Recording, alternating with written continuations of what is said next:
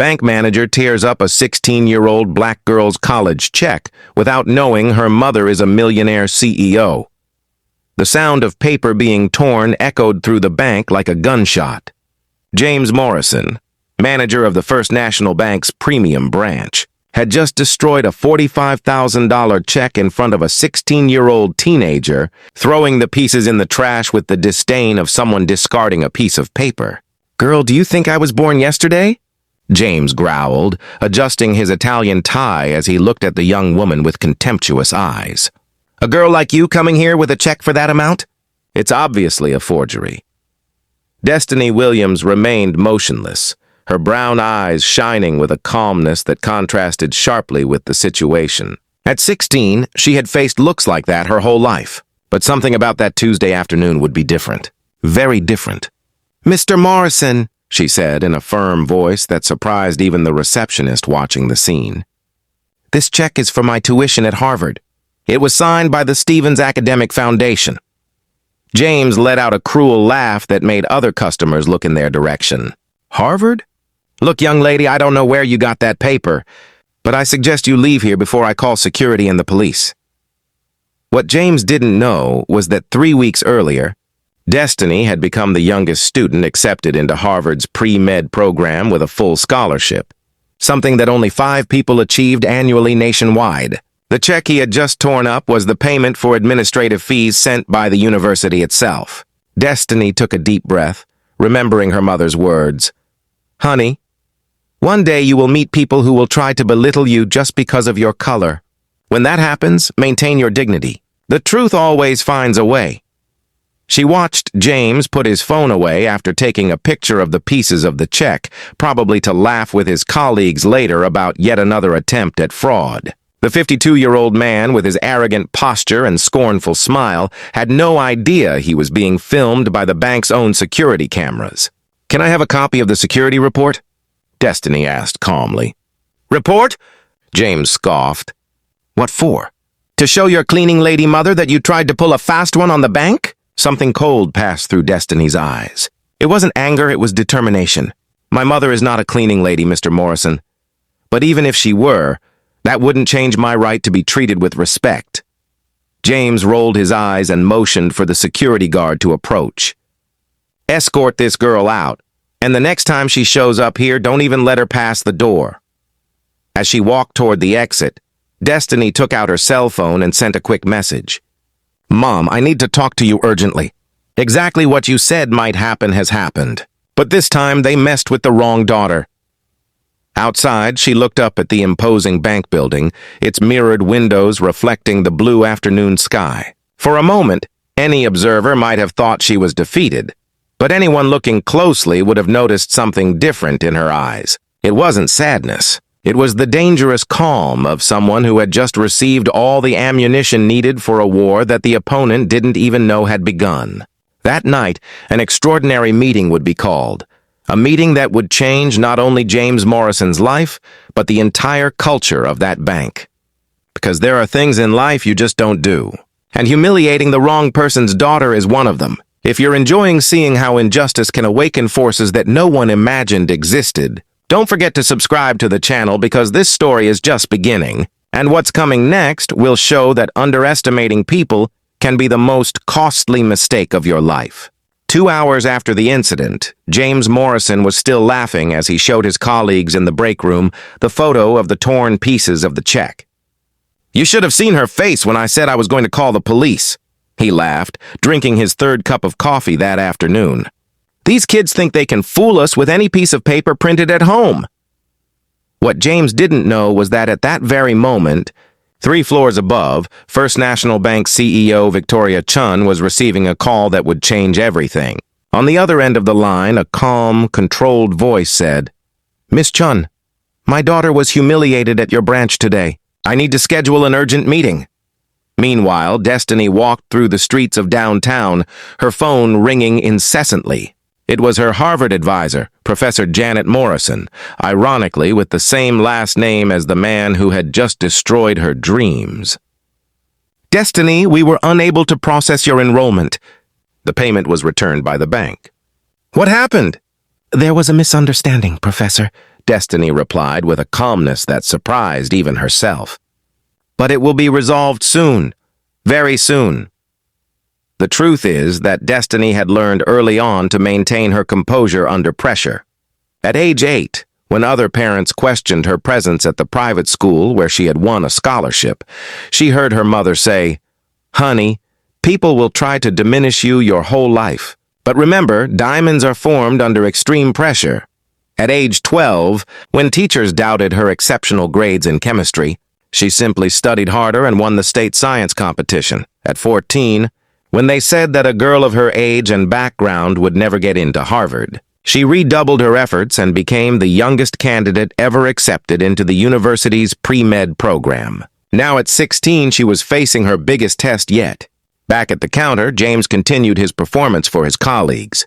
The best part was when she asked about a safety report. He mimicked a high-pitched mocking voice, as if she were some important executive who needed official documentation. Sarah, the receptionist who had witnessed everything, frowned.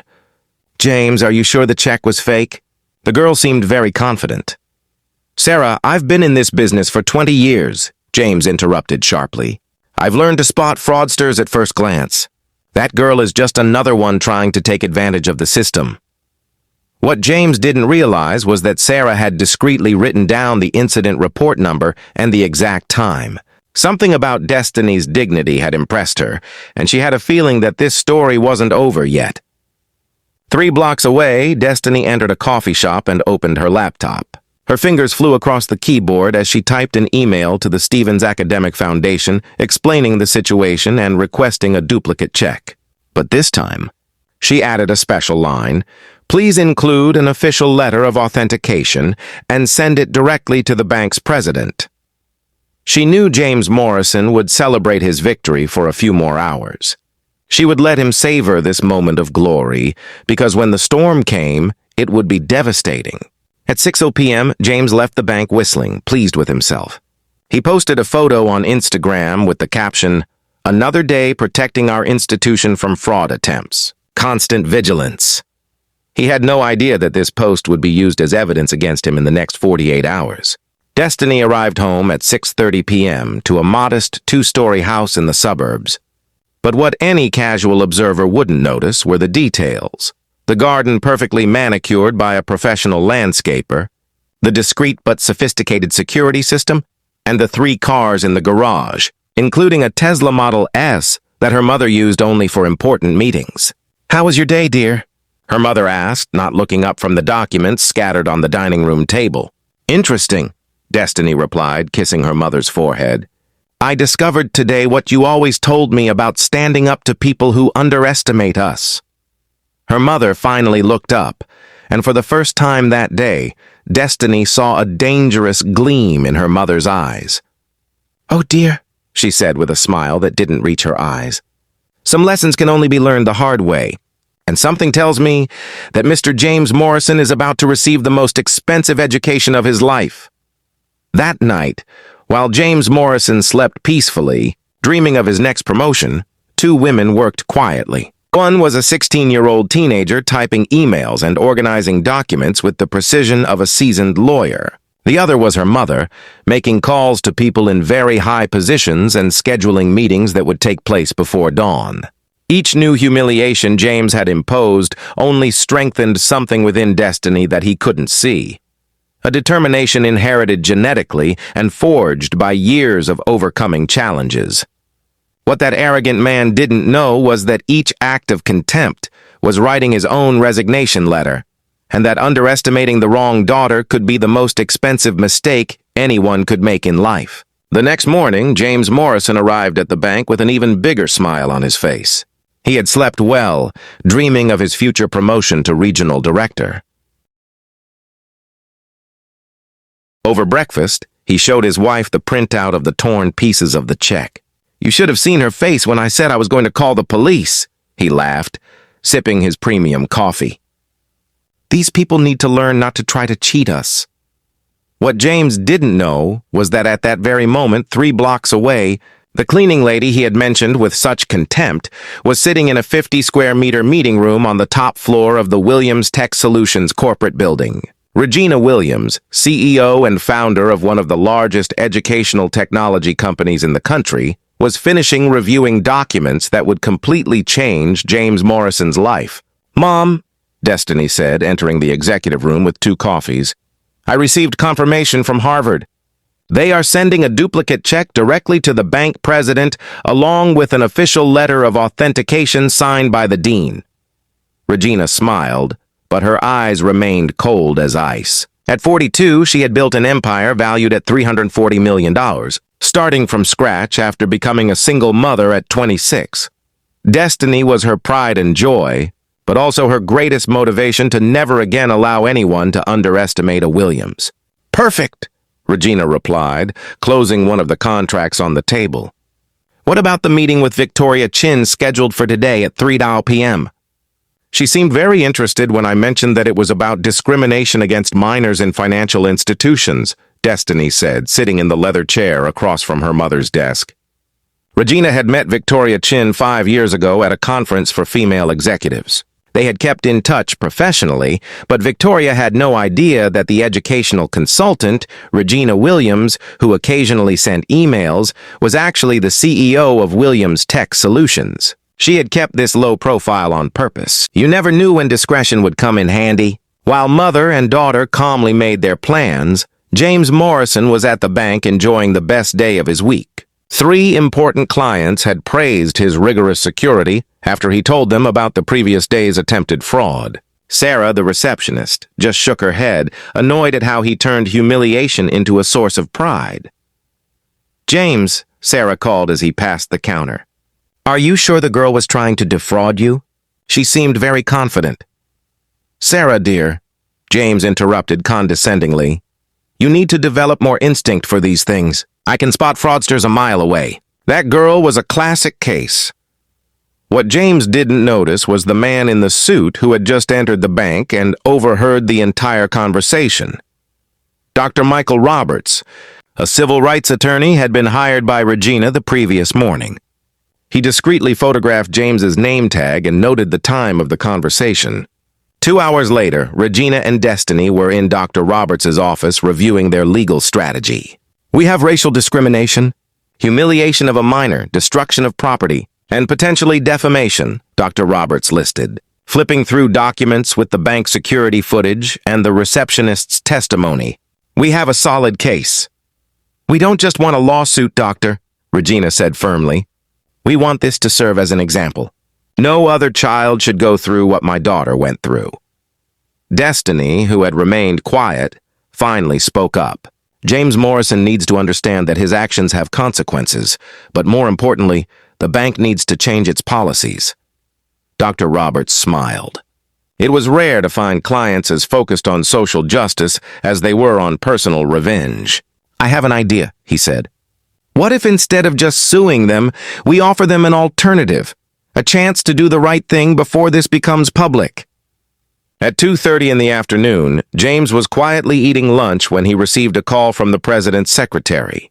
"Mr. Morrison, Ms. Chun needs to see you in her office immediately. It's about an incident yesterday." James frowned. "Incident? What incident?" He had saved the bank from an attempted fraud. Why would the CEO want to see him about that? Maybe it was to commend him personally. Yes, that must be it. He walked up to the top floor, whistling softly and adjusting his tie. When he entered the president's office, Victoria Chun was sitting behind her desk with a serious expression he had never seen before. On her right was an elegant woman in a navy blue blazer whom he did not recognize. On her left sat Destiny Williams. James felt the blood freeze in his veins. The girl was there, wearing a simple white blouse and jeans, but there was something different about her posture. She no longer looked like an intimidated teenager. She looked dangerous. "Mr. Morrison, please sit down," Victoria said in a voice that cut through the air like a blade. "I need you to explain to me exactly what happened yesterday with this young lady."